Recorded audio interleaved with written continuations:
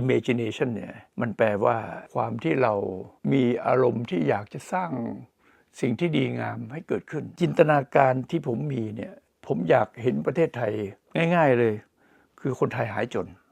ซึ่งโลกยุคใหม่เนี่ยที่มันมีไอตัวเมตาเวิร์สซึ่งกำลังจะเกิดเนี่ยโลกเสมือนจริงจะวิ่งนำโลกความเป็นจริงเพราะฉะนั้นถ้าคนไทยมีจินตนาการเยอะๆเราก็จะสร้างโลกเสมือนจริงดีๆเพื่อให้โลกจริงเนี่ยวิ่งไล่ตามเราก็จะได้จินตนาการที่สมบูรณ์แล้วก็ช่วยกันสร้างประเทศไทยเราให้มันเป็นอย่างที่ทุกคนฝันอาจจะไม่เหมือนกันก็ได้แต่มันจะฝันไปด้วยสิ่งดีๆถ้าสร้างสิ่งดีๆคนละนิดคนละหน่อยมันจะออกมาเป็นประเทศไทยที่ดีที่ทุกคนอยู่และมีความสุขความเข้าใจจะเกิดขึ้นต่อเมื่อเรามีจินตนาการร่วมกันเป็นจินตนาการของคนทุกวัยจินตนาการของคนทุกอาชีพจินตนาการของคนทุกเพศนะว่าจะเป็นใครจะคิดว่าตัวเองเป็นเพศอะไรก็แล้วแต่